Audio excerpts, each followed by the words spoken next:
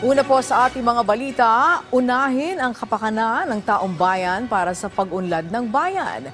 Ito ang binigyan diin ni Pangulong Ferdinand R. Marcos Jr. ng kanyang parangalan ng ilang mga natatanging barangay.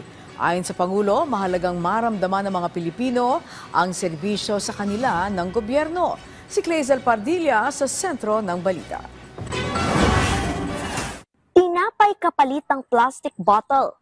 Street camp sa mga sulok ng barangay na magagamit sa panahon ng emergency at libreng bus sa mga batang papasok ng eskwelahan.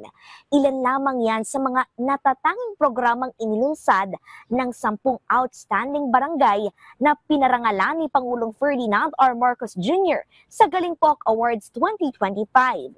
Napakabago, nakakapag-isip kayo talaga ng mga panibagong paraan kung paano na makilahok ang ating mga kababayan, ang taong bayan. Hindi lamang sa pamalahan, ngunit kundi pati na sa ating mga pagtulong sa ating mga kababayan. Sa taong ito, kinilala ng Galing Po Awards ang mga barangay na nagpatupad ng mga programang nakatutok sa paglaban sa sakuna, pangangalaga ng kalikasan, pagtugon sa malnutrisyon, pagsulong sa malinis na kuryente, at pag-ahon sa mga komunidad mula sa kahirapan. Iba-iba man ang programa, is iisa ang hatid na mensahe.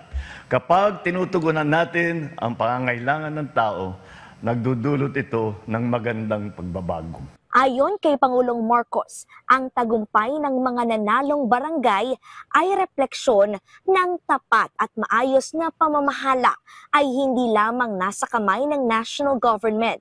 Hinikayat niya ang mga barangay at lokal na pamahalaan na gumawa ng mga programang tutugon sa pinakakinakailangan at magpapaunlad sa taong bayan. Tuwing inuuna natin ang kapakanan ng taong bayan, sumusunod ang pag-unlad ng ating inang bayan. Ito ang kulturang nais nating ipalaganap sa pamahalaan. Ganito ang serbisyo publika na dapat ramdam ng pamayanan, tapat, bukas at may direksyon. Clazel Pardilla para sa Pambansang TV sa Bagong Pilipinas.